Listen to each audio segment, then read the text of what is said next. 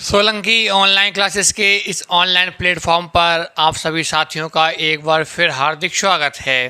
तो प्यारे साथियों, हम डिस्कस कर रहे हैं जो आगामी परीक्षा अगस्त में होने वाली है हमारी, उस सीटेट के एग्ज़ाम में जो सीडीपी के प्रमुख पार्ट हमारा 30 क्वेश्चन आते हैं, प्लस हमारी आती है 50% उसकी पेडागोजी। तो उस पेडागोजी के आधार पर बस सीडीपी के डायरेक्ट क्वेश्चंस आते हैं, उसके आधार पर हम उनकी प्रैक्टिस कर रहे थे, जिसमें कि कुछ गत वर्ष के प्रश्नों को हमने शामिल किया था, जिसमें 2011 और 12 के प्रैक्टिस सेट हम कर चुके हैं, व कुछ अन्य जो संभावित प्रश्न हैं उसके आधार पर हम कुछ प्रैक्टिस कर चुके हैं। तो जो भी प्यारे साथी चैनल पर नए हैं तो चैनल को लाइक कीजिए, सब्सक्राइब कीजिए, व जिसने भी जो प्रीवियस जितने प्रैक्टिस सेट कराए हैं वो यदि नहीं देखे हों तो प्ले लिस्ट में जाके उन्हें देख सकता है। तो उसी क्रम में आगे बढ़ते हुए हम आज एक नए प्रैक्टिस सेट को लेकर आपके समक्ष उपस्थित हुए हैं, जिसमें हम कुछ उन संभावित प्रश्नों को शामिल करके इनकी चर्चा करेंगे कि जिनके आधार पर सीटेट में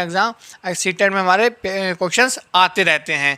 तो जैसा कि आप जानते ही हैं, इसके लिए प्रतिदिन आपको 6 बजे क्लास होती है, जिसमें आपको टॉपिक्स प्लस जो प्रैक्टिस सेट्स हैं वो आपको कराए जाते हैं। साथ साथ इनकी पीडीएफ आपके लिए जो टेलीग्राम का लिंक दिया है इसमें आपको प्रोवाइड करा दी जाती है। तो चलिए देर ना करते हुए हम शुरुआत करते हैं आज के इस प्रमुख प्रैक्टिस सेट की।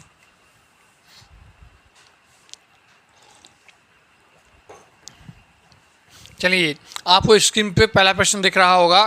फर्स्ट क्वेश्चन दिया है आपके लिए कि प्रथम मनोवैज्ञानिक प्रयोगशाला की स्थापना किसने की। प्रथम प्रयोगशाला की जो मनोविज्ञान की जब उत्पत्ति हुई थी तो उसी क्रम में जो सबसे पहली प्रयोगशाला स्थापित करने वाला मनोवैज्ञानिक हमारा कौन था। तो आपके समक्ष ऑप्शन दिए हैं। एक कह रहा है गॉल्टन, इसका पूरा नाम फ्रांसिस गॉल्टन है। दूसरा है हल, सी दिया है हमारा बुंट, और डी दिया है हमारा वॉटसन महोदय।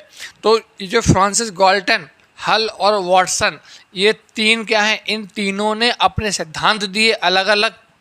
और जो हमारा डी ऑप्शन दिया है वॉटसन ही क्या रहे हमारे व्यवहारवाद का जो रूप रहा था इसका मनोविज्ञान, जैसा कि आप जानते हैं इसके 4 विकास क्रम में 4 रूप रहे। तो जो चौथा रूप था व्यवहारवाद, चौथा रूप हमारा क्या है, व्यवहारवाद। तो इस व्यवहारवाद का जो जनक रहे वो हमारे कौन, वॉटसन महोदय रहे थे। ठीक, लेकिन सी ऑप्शन क्या कहता है हमारा बुंट, जिनका पूरा नाम है विलियम बुंट। इन विलियम बुंट ने लिपजिंग शहर में, हमारा एक शहर था उसमें लिपजिंग शहर में प्रथम प्रयोगशाला स्थापित की थी। इसलिए बुंट महोदय को जो प्रथम प्रयोगशाला मनोवैज्ञानिक के नाम से भी जाना जाता है इनके लिए। लेकिन जिन्हें क्या कहते हैं, प्रथम प्रयोगशाला मनोवैज्ञानिक, या इनका जनक के रूप में जाना जाता है, या इनको कहते हैं प्रयोगात्मक मनोविज्ञान का जनक भी कहते हैं। इसी जगह एक नाम और आता है हमारा, वो होता है प्रयोगात्मक मनोविज्ञान के जनक। तो हमारा जो राइट ऑप्शन होगा वो हमारा कौन सा हो जाएगा, सी ऑप्शन बिल्कुल राइट होगा। कि जो बुंट थे, विलियम बुंट महोदय, इन्होंने क्या किया था, प्रथम प्रयोगशाला स्थापित की थी हमारी। क्लियर। चलिए नेक्स्ट क्वेश्चन देखें।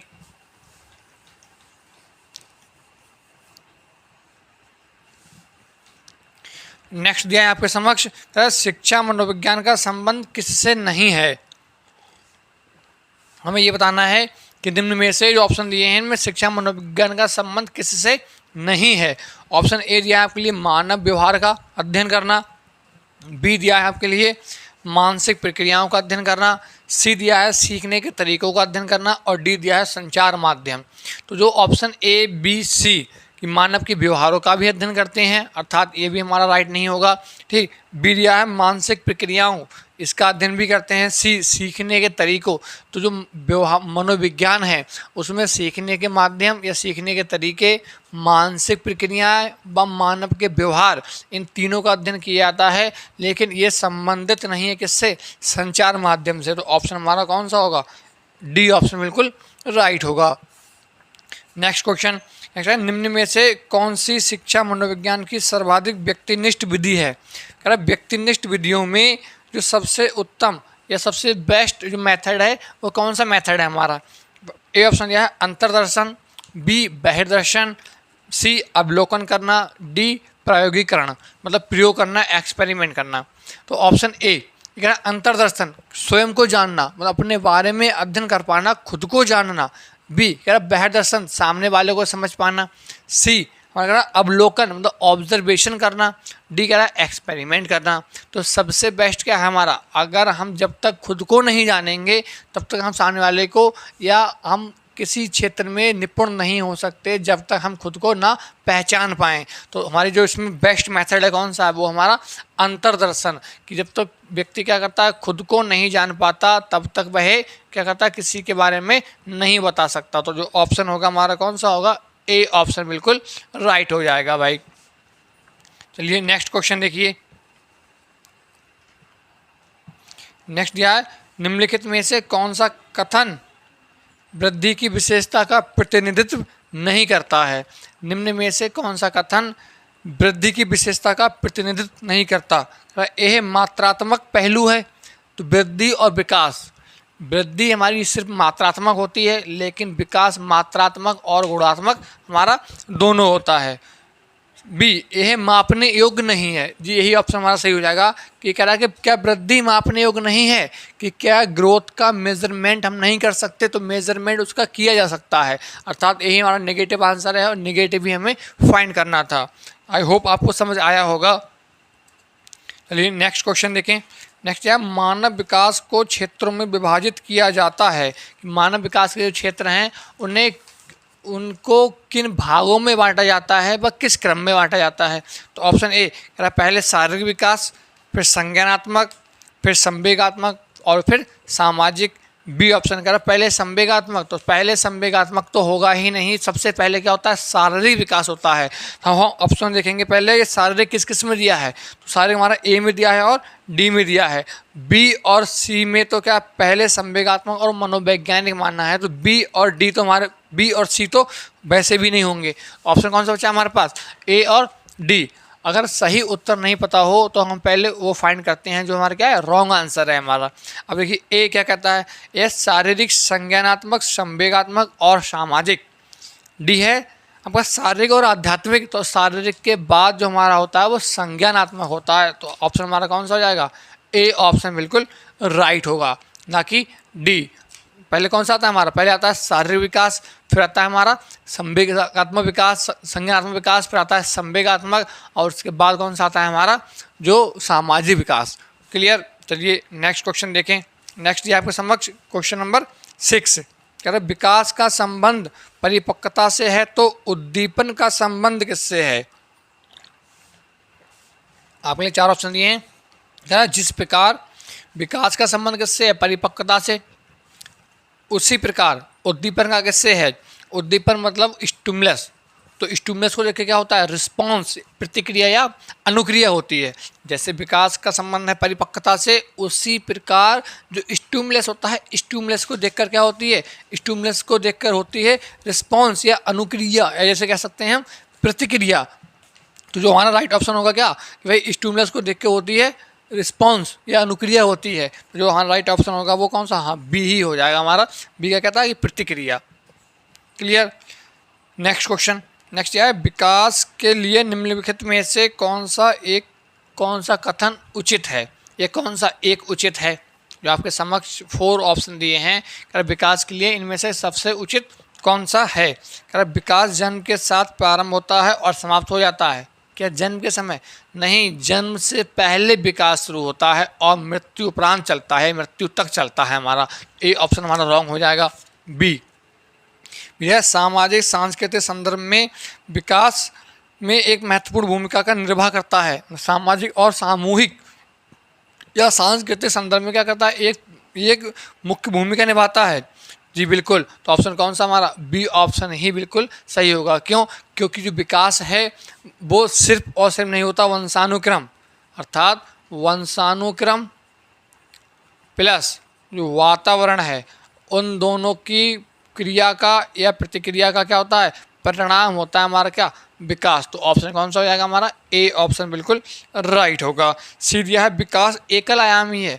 विकास एकल आयामी नहीं, एकल आयामी का अर्थ ये है कि एक पक्ष का विकास होता है, नहीं, विकास होता है बहुपक्षीय।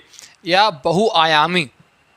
डी दिया है विकास पृथक होता है, क्या अलग होता है? विकास अलग नहीं, विकास के स्तर समान होते हैं सभी में हमारा, कि पहले यदि इन्फेंसी स्टेज आएगी तो सभी में इन्फेंसी स्टेज ही आती है हमारी। आई होप आपको क्वेश्चन समझ में आया होगा। चलिए नेक्स्ट क्वेश्चन देखें। नेक्स्ट दिया है आपके समक्ष, निम्नलिखित में से फिर डैश है कि के अतिरिक्त, मतलब जो नहीं होगा वो बताना है, के अतिरिक्त सभी वातावरणीय कारक विकास को प्रभावित करते हैं। समझिए, सिर्फ एक ऐसा ऑप्शन है जो प्रभावित नहीं करता, बाकी सब करेंगे। तो ऑप्शन ए पौष्टिकता गुणवत्ता, जो उसके पोषक तत्व हैं यदि वो ना मिले तो बिल्कुल बिल्कुल क्या होगा, विकास प्रभावित होगा। अर्थात ए ऑप्शन हमारा रॉन्ग हो जाएगा, इनके अकॉर्डिंग रॉन्ग हो जाएगा। इसमें पूछा क्या है, निगेटिव। बी कहता है संस्कृति, संस्कृति भी क्या करती है, प्रभावित करती है। सी शिक्षा की गुणवत्ता, जी बिल्कुल करेगी। कौन सा नहीं करता? एक कह रहा है शारीरिक गठन, क्या कहता है, शारीरिक गठन। ऑप्शन हमारा कौन सा हो जाएगा इसमें? डी ऑप्शन राइट हो जाएगा भाई। चलिए नेक्स्ट क्वेश्चन कह रहा है निम्न में से कौन सा कथन बच्चे के विकास के परिवेश की भूमिका का समर्थन करता है? कौन सा कथन ऐसा है जो बच्चे की विकास में परिवेश की भूमिका का समर्थन, कि विकास में परिवेश, उसका वातावरण क्या है, अहम योगदान निभाता है? ये कौन सा कथन कह रहा है? ऑप्शन ए कह रहा है पिछले कुछ दशकों में बुद्धि लब्धांक परीक्षा में शिक्षार्थियों के औसत प्रदर्शन में लगातार क्या हुआ है, वृद्धि। मतलब पहले से जो उसका आईक्यू लेवल है वो क्या हो रहा है, थोड़ा इम्प्रूव हुआ है या इंक्रीज हुआ है, वो बढ़ा है। बी एक समान जुड़वा बच्चे जिनका लालन पालन भिन्न घरों में हुआ, उनकी बुद्धि लब्धि समान होगी? बिल्कुल भी नहीं। उनकी क्या होगी, भले ही वो जुड़वा का ना हो लेकिन फिर भी जो आईक्यू लेवल होगा उनका डिफरेंट होगा। सी शारीरिक रूप से स्वस्थ बच्चे अक्सर नैतिक रूप से अच्छे पाए जाते हैं? बिल्कुल नहीं, जरूरी नहीं है जो फिजिकल फिट है उसका मोरल डेवलपमेंट भी सेम हो या अच्छा हुआ हो। ऑप्शन ए भी हमारा क्या हो जाएगा, रॉन्ग हो जाएगा। डी कुछ शिक्षार्थी सूचनाओं का जल्दी प्रकरण करते हैं जबकि उसी कक्षा के अन्य विद्यार्थी ऐसा नहीं कर पाते। ठीक, तो ऐसा हो सकता है, लेकिन क्या कह रहा है, ए ऑप्शन कह रहा है कि परिवेश में भूमिका, यदि परिवेश अच्छा रहे तो उसका जो आईक्यू लेवल है वो क्या होगा भाई, बढ़ेगा, इम्प्रूव करेगा। तो ऑप्शन हमारा कौन सा हो जाएगा, ए ऑप्शन बिल्कुल राइट होगा। चलिए नेक्स्ट क्वेश्चन देखें। नेक्स्ट दिया आपके समक्ष, कोल के अनुसार मध्य बचपन अवधि है। कोल के अनुसार मध्य बचपन की अवधि क्या है? ऑप्शन ए कह रहा 2 से 6 वर्ष। तो ये तो किस में आ गया, ये लगभग सैसवा में, जबकि बचपन की अवधि मानी जाती है कि इसमें बाल्यावस्था को क्या कहते हैं, बचपन कहते हैं अपना। तो ऑप्शन कौन सा हो जाएगा इसमें? बी ऑप्शन हो जाएगा। इसमें दिया 6 से 11 वर्ष, ये मध्य बचपन की अवधि है। मध्य बचपन का अर्थ ये कि कौन सी स्टेज, ऐसी स्टेज जो इन्फेंसी और एडल्सोंस के बीच में आती है, जो कौन सी हमारी चाइल्डहुड है, और इसका समय क्या होता है, लगभग 6 से 12 वर्ष हमारा इसका टाइम जो है या जो समय है हमारा। तो ऑप्शन कौन सा होगा इसका? बी होगा। चलिए नेक्स्ट क्वेश्चन यह आपके लिए, निम्नलिखित में से कौन सा आयु समूह परिवर्ती बाल्यावस्था श्रेणी के अंतर्गत आता है? कौन सा ऐसा समूह है जो परिवर्ती बाल्यावस्था श्रेणी के अंतर्गत आता है? तो बाल्यावस्था का जो मुख्य रूप समय ही कौन सा होता है हमारा, 6 से 12 है। और हम ये देखेंगे ऑप्शन में कि 6 से 12 के नज़दीक कौन सा है या इस बीच का समय कौन सा दिया है हमारे लिए, क्योंकि मुख्य रूप से ये हमारा क्या है, बाल्यावस्था का ही आता है, मध्य बचपन या बचपन के बीच में, जिसमें परिवर्ती गुण होते हैं बच्चे के। तो ऑप्शन कौन सा? डी दिया है कि 9 से 12 वर्ष। तो ऑप्शन हमारा डी इसमें राइट आंसर होगा। चलिए नेक्स्ट क्वेश्चन देखिए। नेक्स्ट यार, निम्नलिखित में से कौन सी मध्य बाल्यावस्था की विशेषता है? मध्य बाल्यावस्था में कौन सी विशेषता ऐसी है जो बच्चे प्रदर्शित करते हैं? ऑप्शन ए अमूर्त रूप से सोचने और वैज्ञानिक तर्क का प्रयोग करने की वैज्ञानिक योग्यता विकसित होती है। बी बच्चे तार्किक एवं मूर्त रूप से सोचना प्रारंभ करते हैं। सी अधिगम संवेदी एवं चालक गतिविधियों द्वारा घटित होता है। डी शारीरिक वृद्धि और विकास बहुत तेज गति से होते हैं। अब इन सारे जो ऑप्शंस दिए हैं सही से समझ जाने के लिए आप ए ऑप्शन। अब बात किसी की जा रही है तो बाल्यावस्था की, तो बाल्यावस्था में होता है सिर्फ और सिर्फ मूर्त चिंतन, ना कि अमूर्त। ए ऑप्शन हमारा वैसे रॉन्ग हो जाएगा। हम ठीक। सी दिया है कि संवेदी एवं चालक गतिविधियों द्वारा, तो संवेदी और चालक गतिविधियों द्वारा होता है इन्फेंसी स्टेज में, तो सी हमारा वैसे रॉन्ग हो गया। डी कह रहा है शारीरिक वृद्धि विकास तेज, तो बाल्यावस्था में विकास की गति तेज नहीं होती, गति होती कैसी, धीमी, तो डी हमारा इसलिए रॉन्ग हो जाएगा। तो ऑप्शन कौन सा बचा, बी ऑप्शन आपका बिल्कुल राइट होगा। चलिए नेक्स्ट है बाल्यावस्था की अवधारणा से क्या अभिप्राय है, मतलब आप बाल्यावस्था को क्या समझते हैं या उसकी क्या धारणा है, बताइए। तो ऑप्शन ए दिया आपके लिए, समकालीन सामाजिक संरचनावादी मनोवैज्ञानिकों के अनुसार यह एक सामाजिक संरचना है, मतलब मनोवैज्ञानिकों का मानना यह है कि इस अवस्था में बच्चे का क्या होता है, सामाजिक विकास होता है। बी कि बच्चे दुष्ट रूप से, ये तो बिल्कुल भी रॉन्ग होगा, निगेटिव सेंस देना आपके लिए। सी ऑप्शन क्या कहता है कि बच्चे शून्य से शुरुआत करते हैं, बच्चे शून्य से शुरुआत नहीं करते, बच्चे बहुत कुछ पहले सीख चुके होते हैं, तो सी भी रॉन्ग होगा। डी ये विभिन्न सांस्कृतिक संदर्भ में सार्वभौम रूप से समान है, समान नहीं होते, बच्चा जिस संस्कृति में रहता है वह उसको अच्छे से जानता है अन्य की तुलना में, तो डी भी हमारा रॉन्ग होगा। तो ऑप्शन कौन सा बचा हमारा, ए ऑप्शन बचता है कि ये क्या है, सामाजिक संरचना के समान होता है बच्चा, क्योंकि इस अवस्था में ही होता है बच्चे का सामाजिक विकास शुरू। ठीक। नेक्स्ट क्वेश्चन देखिए, निम्न में से कौन सी बाद की बाल्यावस्था के बौद्धिक विकास की विशेषता नहीं है, अरे कौन सा ऐसा है जो बाल्यावस्था के बौद्धिक विकास की विशेषता नहीं है। ऑप्शन ए भविष्य की सूझबूझ, भविष्य की योजना की सूझबूझ। बी विज्ञान की काल्पनिक कथाओं में रुचि, तो जी बिल्कुल बच्चा बहुत रुचि लेता है, वह चाहे विज्ञान की काल्पनिक घटनाएं हो या हमारे उसके दैनिक जीवन की घटनाएं हो, कथाएं हो। सी बढ़ती हुई तर्क शक्ति, जी तर्क भी बहुत करता है बच्चा, प्रश्न पूछने की जिज्ञासा भी बहुत होती है। डी काल्पनिक भयों का अंत, जी भयों का अंत भी होता है, क्यों, क्योंकि जिस भय से वो इन्फेंसी स्टेज में डरता था अब वो उसमें नहीं डरता। लेकिन अगर भविष्य की सूझबूझ, तो भविष्य की सूझबूझ या जो योजना है इस योजना की जानकारी उसे कुछ नहीं होती, तो ऑप्शन कौन सा हो जाएगा हमारा, ए ऑप्शन बिल्कुल राइट होगा। चलिए नेक्स्ट एंड लास्ट क्वेश्चन देखिए, वह अवधि जो वयस्कता के संक्रमण की पहल करती है उसे क्या कहते हैं।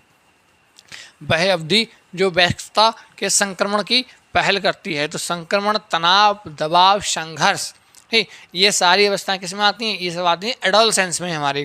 तो ऑप्शन दिया है ए मध्य बाल्यावस्था, बी पूर्व क्रियात्मक अवधि, सी बाल्यावस्था की समाप्ति, डी किशोरावस्था। तो ये संघर्ष या संक्रमण का जो काल है इसको क्या कहते हैं, किशोरावस्था। तो ऑप्शन हमारा कौन सा होगा, डी ऑप्शन बिल्कुल राइट होगा। तो ये कुछ 15 क्वेश्चंस थे आपके समक्ष, ऐसे ही 15 क्वेश्चंस कभी 20 इसके अकॉर्डिंग आपके लिए प्रैक्टिस सेट्स कराए जा रहे हैं और इनकी PDF आपके लिए टेलीग्राम पे प्रोवाइड कराई जा रही है। तो चलिए मिलते हैं बहुत जल्द अगले लेक्चर में, जिसमें आप नेक्स्ट प्रैक्टिस सेट जो होगा उसके क्वेश्चंस के लिए हम समझेंगे। तो भाई टाइम ना भूलें, प्रतिदिन आपको प्रोवाइड कराता है ये 6 PM शाम को, प्रतिदिन 6 बजे आपके लिए प्रैक्टिस सेट, बस साथ साथ बीच बीच में टॉपिक्स कराए जाते हैं। तो जो भी प्यारे साथी यदि चैनल पर नए हों वो चैनल को लाइक और सब्सक्राइब कर लें, बट टेलीग्राम से जुड़ जाएँ जिससे कि आपके लिए इनका लाभ मिल सके। चलिए आज के लिए बस इतना ही, thank you, thanks a lot.